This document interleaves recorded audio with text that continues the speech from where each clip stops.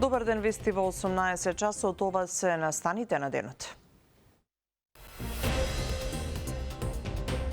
Без договор за диаспората и покрај повиците на Брисел нема консензус за изборниот законник. Не сум оптимист, затоа што имаме работа со неодговорни и незрели политичари во опозицијата. Јакимовски доброволно замина на отслужување на затворската казна од 6,5 месеци. Од гром разочарани од судот. Го убил со 9 убоди од нож. Сопругата помагала да ги скријат доказите. Расчистено убиството на лекарот во автокоманда. Се добија некои дополнителни сознања кои што навистина го подигнаа степенот на основа на сомневање. Препораките на УНЕСКО без реален напредок. Дали Охридите на чекор до одлука за статусот светско културно наследство во опасност? Искрено не знам дали Охридскиот регион може веќе да се спаси. Откако судот му ја одби жалбата, Јакимовски доброволно замина на одлежување на затворската казна од 6,5 месеци. Веста попладнево ја соопшти партијата Гром, откаде што велат дека се разочарани, што судот не ја земал предвид неговата здравствена состојба. Директорот на затворот Скопје за Канал 5 потврди дека Јакимовски веќе е во шутка. Деталите ги има Јана Јосифовска. Поранешниот градоначалник на општина Карпош и лидер на Гром Стефче Јакимовски денеска доброволно заминал на издржување на затворската казна од 6,5 месеци, соопштија од неговата партија, откако кривичниот суд ги разгледал неговите медицински документи и ја одбил жалбата за одложување по неодамнешната операција. Дека Јакимовски веќе се наоѓа во затворот Скопје, попознат како Шутка, за Канал 5 потврди и директорот на затворот Бобан Утковски. Од партијата на Јакимовски изразија длабоко разочарување, укажувајќи дека поставувањето на времените бараки, во кои 13 години беше сместена општинската администрација, не направила никому штета, туку општината за сите тие години заштедила 1,5 евра кирија, бидејќи не се плаќал закуп. Според Гром, за случајот со Јакимовски судот се потврдил, како што велат, како параполитичка организација, која не и служи на правдата и законите, туку според нив на политичката партија која е на власт. Тој бараките не ги постави за своите деца и своето семејство, туку за граѓаните на Карпош, не земајќи ја во предвид неговата здравствена состојба, дека тој е онколошки неизлечен пациент. Оперативниот зафат, извршен пред 12 дена, само ја покажува нечовечноста, нехуманоста и флагрантно кршење на човековите права. Не зачудуваат политичките противници и нивната крволочност, но нека им служи на чест на сите они од правосудниот систем кои оркестрирано во служба на власта учествуваа во замолкнувањето на Стефче Јакимовски, пишува меѓу другото во партиското соопштение од Гром. Судскиот процес против Јакимовски траеше повеќе од 6 години, а во април минатата година тој првостепено беше осуден на 3,5 години затвор за 2 дела: бесправно градење и злоупотреба на службената положба. Сепак Скопска апелација во јуни годинава донесе конечна одлука со која ја преиначи пресудата и го врати делот за злоупотреба на службената положба на повторно судење, но ја потврди едногодишната затворска казна за бесправно градење, кое се однесува на двете времени бараки во дворот на основното училиште Лазо Трпковски. Бидејќи во казната му се пресметуваат и 5 месеци поминати во куќен притвор во 2019 година. Ефективното време кое Јакимовски треба да го помине во затворот Скопје изнесува 6,5 месеци. Денеска истекува рокот за носење на измените на изборниот законник. Кај власта нема оптимизам дека воопшто е возможен консензус со опозицијата за диаспората. Андријана Лазова-Божиновска со деталите. Изборниот законник останува неисполнета обврска од реформската агенда. Истече крајниот рок, а партиите не успеа воопшто да седнат и да најдат компромис за клучните теми. Премиерот Мицкоски не очекува дека нешто ќе се смени во следниот период, иако за важноста на ова прашање вели дека добивме потврда и од еврокомесарката Марта Кос неодамна во Скопје. Тој вината е лоцира во опозицијските партии за кои вели дека се неодговорни, а имаат шанса да договорат што сакаат. Го повтори ставот на владеачката коалиција дека единствен услов кој го имаат е да се најде механизам за поедноставно гласање на диаспората. Не сум оптимист, затоа што имаме работа со неодговорни и незрели политичари во опозицијата. Поминаа денови, тие се натегаа кој кого ќе го викне и каде ќе содржи тој состанок помеѓу опозицијата. Јас денеска еве ги повикувам на зрелост, на одговорност и претседателите на Демократската унија за интеграција, СДСМ, Левица, кривата на Зијадин Села, на Арбен Таравај да седнат заедно како опозицијски партии, да се договорат и нека донесат закон во кој што е вклучено гласањето на опозицијата. Еве ние до кога они ќе го сметаат дека тоа е завршено, кога ќе го донесат, ние ќе го прифатиме. Без да воопшто полемизираме на таа тема. Еве, по коректно, јас не знам што можеме ние како влада да направиме. Од друга страна, опозицијските партии се обвинуваат меѓу себе за договор со власта и си ја префрлаат топката за тоа кој ги закочил преговорите. Според СДСМ, Левица е сателитска партија на ВМРО-ДПМН, која го спречува секој обид за опозицијско обединување. Се знаат сите од Левица кои одеа на средби со Мицкоски. Се знае и кои пратеници останаа во собраниската сала заедно со ВМРО-ОКГ во моментот кога опозицијата ја напушти седницата по навредите на Мицкоски. Тоа не е опозицијско однесување, тоа е јавна и јасна соработка со власта. Левица нема таен договор со Мицкоски. Договорот е јавен и јасен, велат од СДСМ. Левица пак тврди дека токму СДСМ е партијата која не сака воопшто да се отвора постојниот изборен законик, а за тоа заемен интерес имале со ВМРО-ДПМН. Целта, велат, е да не се изгласа една изборна единица, туку да се гласа по старите правила со кои двете партии добиваат повеќе пратенички места. СДСМ останаат цврсто на тајниот договор со ДПМН за изборниот законик да остане недопрен, како оперативна спогодба меѓу актерите на стариот поредок, со цел овој модел да преживее, бидејќи токму тој модел ги храни нив и оди на штета на Левица. Секој обид изборниот законик реално да се допре во суштината, наидува на идентична одбрана, различна по реторика, идентична по исход, велат од Левица. Предлог измените на изборниот законик кои се предложени во собранието се заглавени со над 13.000 амандмани, а Комисијата за политички систем воопшто нема ниту почнато со расправа за нив. Пропаднатиот обид за измени значи дека Македонија нема да ги земе предвидените 4,2 милиони евра од Европскиот фонд. Проширувањето на Унијата е значителен приоритет за Ирска, порача амбасадорот Варт на седницата на Националниот совет за евроинтеграција. За ова Афродита Рамос. Проширувањето е важен приоритет на ирското председавање со Европската Унија, порача амбасадорот на Ирска во земјава Брендан Варт, презентирајќи ја програмата на официјален Даблин пред Националниот совет за евроинтеграција. Варт посочи дека Ирска ќе настојува Црнагора да ги заокружи преговорите со Унијата до крајот на годинава и да постигне суштински напредок со останатите 3 земји кандидатки кои веќе ги започнаа преговорите. Во однос на Македонија, Варт најавува диалог во рамките на Унијата за земјава да го направи потребниот исчекор. Проширувањето на Унијата е значителен приоритет за Ирска и ние ќе работиме кон завршување на пристапните преговори со Црнагора и ќе настојуваме да постигнеме суштински напредок во преговорите со Албанија, Украина и Молдавија.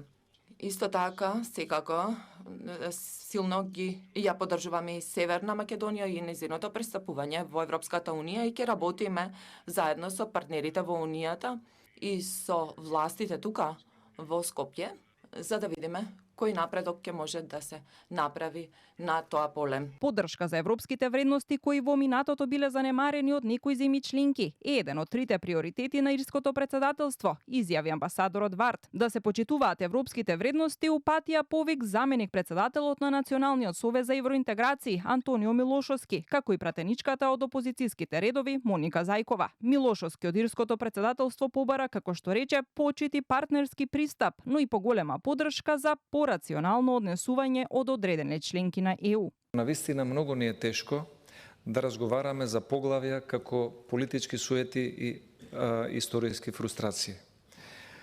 Таквите поглавја на историски фрустрации, што се случило пред 150 години, да биде детерминанта за тоа што треба да се случи утре, како наша заедничка европска иднина, навистина сметаме дека не се релевантни параметри за процесот на проширување. Апел и до ирското председателство, Европската Унија мора да испрати конечно јасна порака дека вредностите што ги проповеда навистина и ги применува. Ако се бараат реформи, тие треба да бидат мерени по ист критериум за сите земји. Ако се бара доверба, тогаш и европските ветувања мора да бидат предвидливи и исполнети. Иако лидерот на СДСМ и председател на Националниот совез за евроинтеграција Венко Филипче не беше присутен откако што рече неговиот заменик Милошовски оправдани причини, сепак од СДСМ ја обвинија власта дека ја држи земјава во изолација. Додека 4 земји направија нов чекор напред кон Европската унија, Македонија повторно останува заглавена. Наместо да ја искористи оваа шанса, Мицкоски ја држи Македонија во изолација. Со блокирање и со неисполнување на реформите, тој свесно ги затвора вратите за европските фондови, за инвестиции и за подобар животен стандард. Се вели во партиското соопштение во однос на вчерашниот така наречен супер вторник, кога Брисел одржа дури 4 меѓувладини пристапни конференции со правенците Црна Гора, Албанија, Украина и Молдавија. Бегалецот од полициската станица во Кочани Александар Лазаров Цуната повторно е уапсен. Синоќа бил лишен од слобода во Скопје. Директорот на БЈБ најави целосно расчистување на случајот со бегството на осомничениот дилер на дрога. Обвинителството бара привремено одземање на 1 стан и 6 автомобили поврзани со Лазаров. Михајло Видимлиски. По 4 дена во бегство, полицијата повторно го уапси Александар Лазаров Цунат, кој успеа да избега од полициската станица во Кочани. По него беа распишани централна и меѓународна потерница, а МВР соопшти дека бил лоциран и лишен од слобода во Скопје, пошто е спроведен во полициска станица за понатамошна постапка. Вчера подобиени оперативни информации за лице за кое од страна на Министерството за внатрешни работи е распишана централна и меѓународна потерница, од страна на полициски службеници од секторот за внатрешни работи Скопје потраги од слобода е лишен Александар Лазаров од Кочани. За Александар Лазаров беше распишана потерница по барање на Основен суд Кочани, осомничен за сторено кривично дело по член 215 став 1 од Кривичниот законник. Лазаров беше приведен во петокот поради сомнение за кривично дело поврзано со недозволена трговија со дрога. Но додека се наоѓал во полициската станица во Кочани, успеал да избега преку прозорец, пошто во јавноста се отворија сомнежи за евентуални пропусти во полициското постапување. Директорот на Бирото за јавна безбедност Александар Јанев најави дека ќе биде спроведена внатрешна контрола, за да се утврди како дошло до бегството и дали имало пропусти или одговорност кај полициските службеници кои биле задолжени за негово обезбедување. Со пронаоѓањето на бегалецот не завршува и нашата обврска за целосно расчистување на случајот. Внатрешната истрага продолжува и секој што со постапување или непостапување придонел за овој настан ќе сноси одговорност согласно закон и утврдените процедури, пишува Јанев. Инаку тој беше спомнат и на судењето за трагедијата во Кочани, кога сведок го наведе како главен дилер на дрога во дискотеката Пулс, кој бил повеќе пати апсен и пуштан. Во меѓувреме продолжија и политичките препукувања. Од СДСМ претходно оценија дека бегството е доказ за сериозни пропусти во безбедносниот систем и побараа политичка одговорност.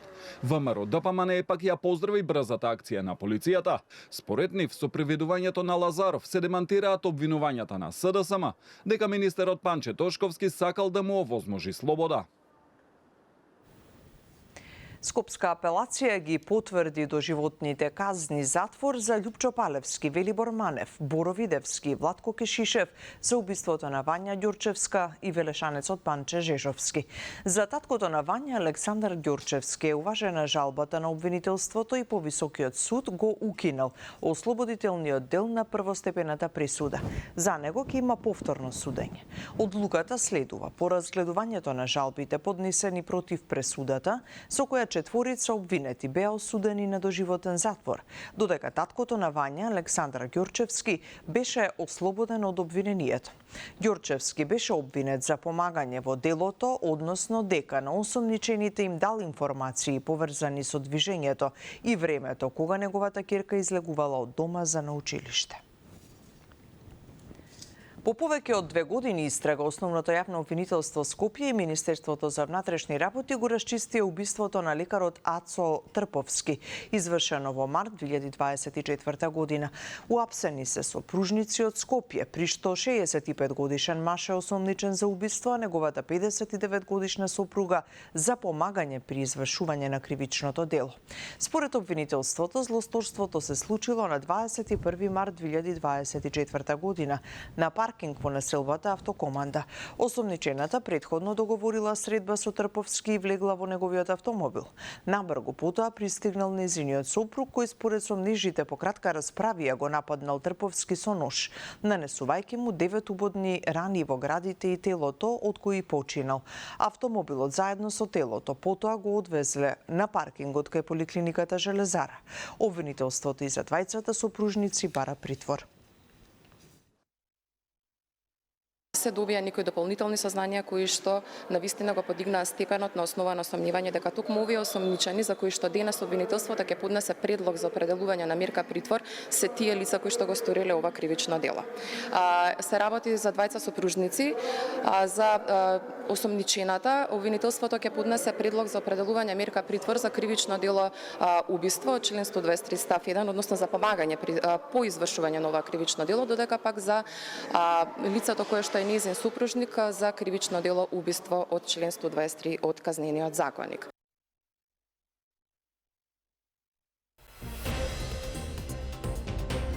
Дали здравство ќе го одврзе кесето? Состојбата во психијатриските болници под секое ниво. Нема место, а ниту кадри. Со години зборам дека треба на ниво на државата да направиме стратегија.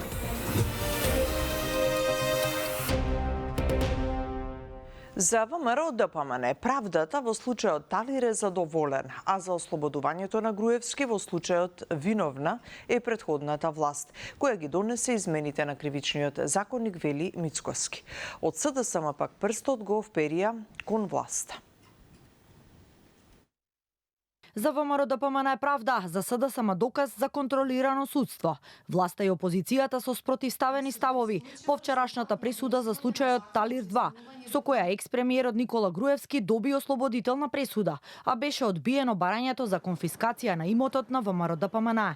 Премиерот Мицкоски, одговарајќи на новинарско прашање, изјави дека за партијата пресудата е во согласност со правдата, додека за ослободувањето на Груевски вината ја гледа во претходната влада на СДСМ и ДУИ и измените на кривичниот законник донесени во нивно време. Што се однесува за другиот дел од пресудата и лицето кое што е опфатено со другиот дел од пресудата, од она што можев да го прочитам од одговорот на кривичниот совет при Основниот суд, можам да заклучам дека станува збор за последица од законските измени во кривичниот законник донесени од претходната влада на СДСМ и ДУИ, и како резултат на тие законски измени ние кажавме во минатото многу политички амнестии имаше, но многу политички амнестии и ќе следат. За жал, еднаш кога ќе направите грешка, таа грешка потоа станува правило и ве следи.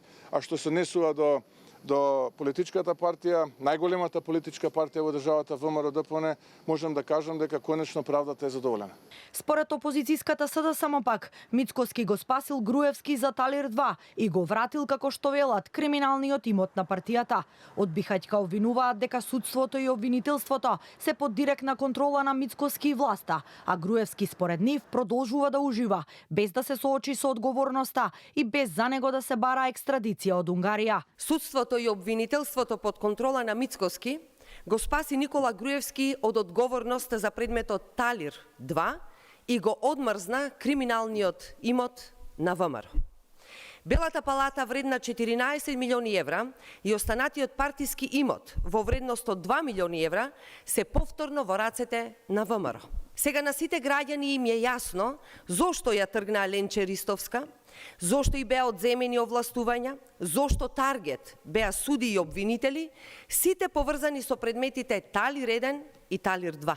Инаку, образложувајќи ја одлуката за Талир 2, вчера судиката Даниела Алексовска-Стојановска кажа дека истата е резултат на измените на кривичниот законник од 2023 година, со кои се овозможи побрзо застарување на делото злоупотреба на службена положба и дека откако обвинителството го променило обвинението, доказите останале непроменети, односно дека обвинителството не докажало дека Груевски го сторил делото со пречекорување на своите овластувања.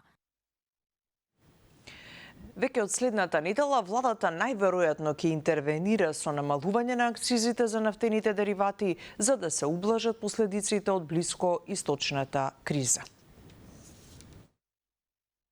мислам дека веќе се исполнети условите, да веќе од понеделник имаме повторно намалување на акцизите за безоловниот и за дизелот, да почекаме денеска сме 15 да затворат берзите за да направиме анализа за првите 15 дена. Така што остануваме посветени на таа политика, имаме убедливо најниска цена на гориво. Некој ќе рече, ама платите кај нас какви се во Германија, какви се? Да, ама цената на горивата е од берза. Од кај што купува Германија, купуваме и ние. Дали по неколку годишни најави и одложувања Охрид сепак би можел да се најде на листата на УНЕСКО како културно наследство во опасност? Конечната одлука ќе се знае по неколку дена. Дејан Трајковски на темава. Статусот на Охрид продолжува да виси. УНЕСКО испрати нова јасна порака дека за заштитата на еден од најзначајните културни предели во Европа не е направено доволно. УНЕСКО во нацрт извештајот повторно предлага Охридскиот регион да го добие поразителниот статус светско културно наследство во опасност. Конечната одлука ќе се носи во Пусан, Јужна Кореја на седницата на Комитетот за светско наследство на УНЕСКО, која треба да се одржи по 19 јули. Пријавени се различни иницијативи за решавање на тековните проблеми, но Центарот за светско наследство и советодавните тела сметаат дека вкупниот напредок во спроведувањето на претходните одлуки и препораки останува ограничен, оставајќи го локалитетот во многу ранлива состојба. Стои во извештајот, во Охрид веќе не остана ништо што може да се заштити. Треба само да се поиде и тоа да се види, велат екоактивистите. Од нелегални комплекси во сред студенчишко блато, огромни хотели во Рамне, преку 100 платформи и разни конструкции во најстарото европско езеро и уште многу други градби каде не име местото се сликата за регионот, велат тие. Според нив, статусот културно и природно наследство во опасност требало да биде доделен уште пред една декада, кога експертите го вклучиле првиот аларм. Требаше пред 10 години и да се ставеше како наследство во опасност, тогаш кога експертите прв пат препорача, можеби сега ќе имаше вредности кои може да се зачуваат. Искрено не знам дали Охридскиот регион може веќе да се спаси, затоа што е толку уништен. Вредностите се толку уништени. Тоа е една централна и локална власт не сме видела која што имала и најмал интерес да ги заштити вредностите, дури да отида на листа. Едноставно мислам дека на никој нема е гајла. На тие што носат одлуки. Градоначалникот на Охрид Кирил Пецаков во телефонски разговор ни посочи дека нема да го коментира нацрт извештајот и дека составки излезе откако ќе се донесе конечната одлука во Јужна Кореја. Пред повеќе од половина година владина делегација заедно со охридскиот градоначалник беа во Париз за да воспостават посоодветна комуникација со УНЕСКО со цел подобро да се решаваат проблемите кои се наталожени во регионот. Дали нови 25 градби ќе никнат наводно? Изгласан е нацрт детален план за Барутана, а од Шанса за центар повторно предупредуваат за можни ризици од ерозивното земјиште. Градоначалникот Герасимовски вели, ова не е конечно решение. До финалната фаза планот ќе треба да се прочешла од редица надлежни институции. Дејан Србиновски. Изградба на 25 нови големи објекти, од кои 24 семејни луксузни куќи на падините на водно, на земјиште кое е означено како подрече под влијание на ерозија. Ова се предвидува со изгласувањето на нацрт деталниот урбанистички план за градската четврт Барутална од страна на советниците во Советот на Општина Центар.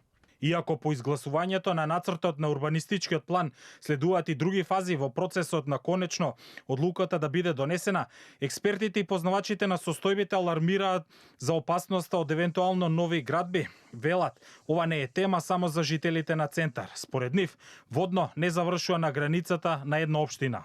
Билјана Филиповска, архитект и член на Академијата на архитекти, вели дека стравот кај граѓаните од можни слечишта треба да го разберат и институциите. Загриженоста на граѓаните е сосема оправдана, бидејќи на таа падина веќе која има големи косини, има направени насади и нешто пред војната и после војната, Втората светска војна.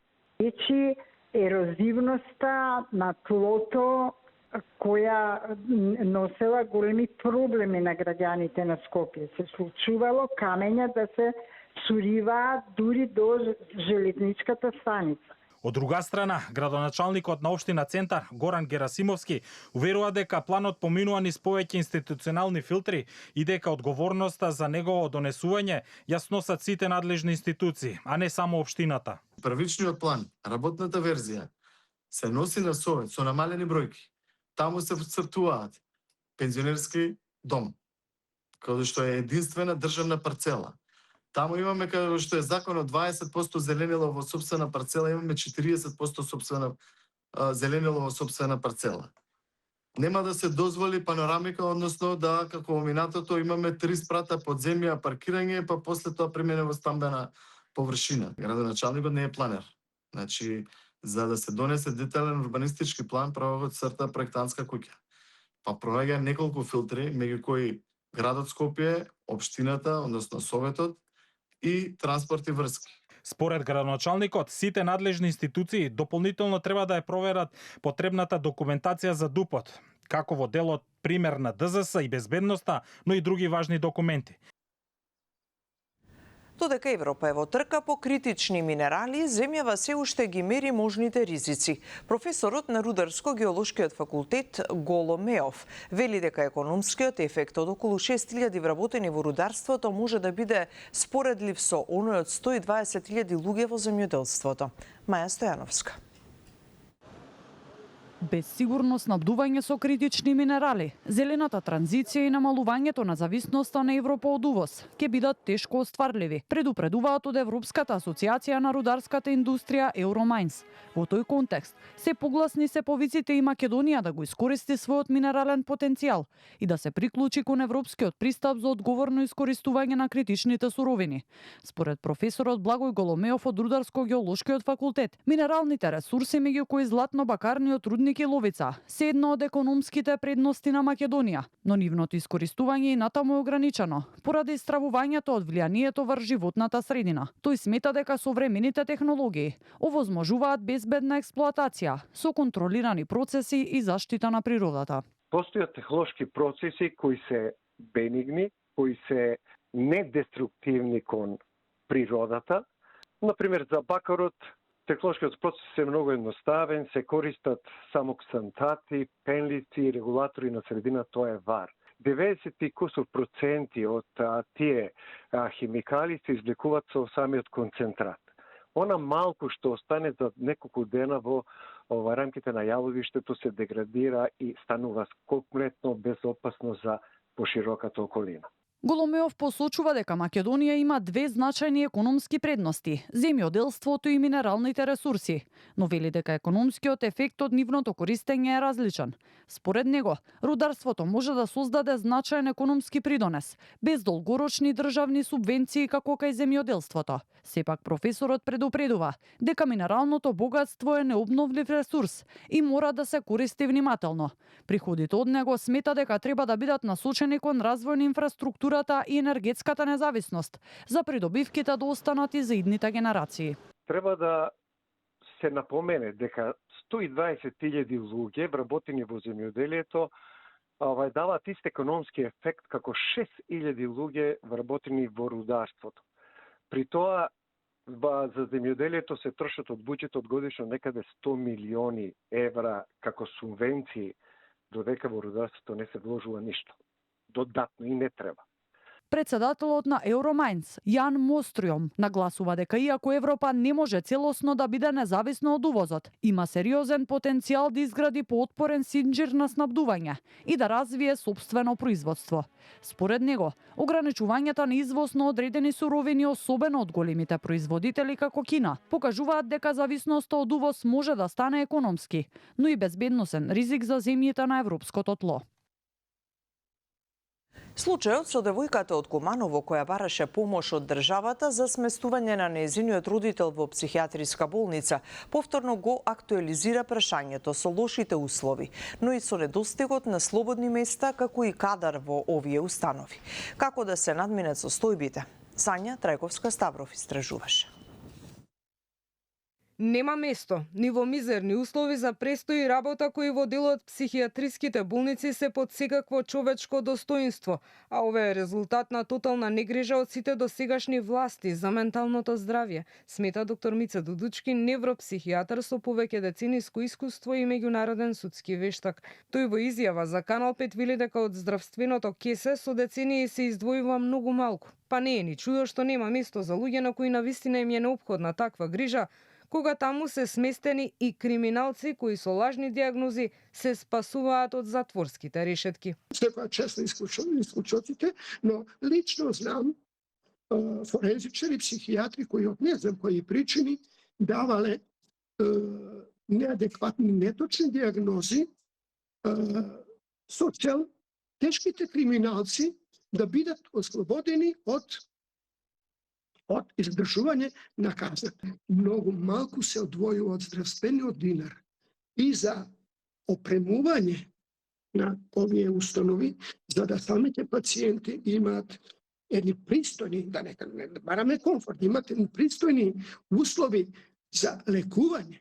Лошата здравствена политика е виновна за состојбите, но решение има, смета Дудучки. Ако постои стратегија и план на сите нивоа и ако тоа се спроведе, ќе има и превенција и ред. И сегашната слика на соби без прозорци, мувла, живот во хорор и мизерија и лекување со ограничен број на застарени лекови ќе станат минато. Лошата здравствена политика со децени, независно кои гарнитури биле на власт, неадекватната здравствена политика, не слушање на препораките, советите од стручната фела. Јас со години зборам дека треба на ниво на државата да направиме стратегија, да направиме план како да го заштитиме, унапредиме менталното здравје. И тоа на сите нивоа.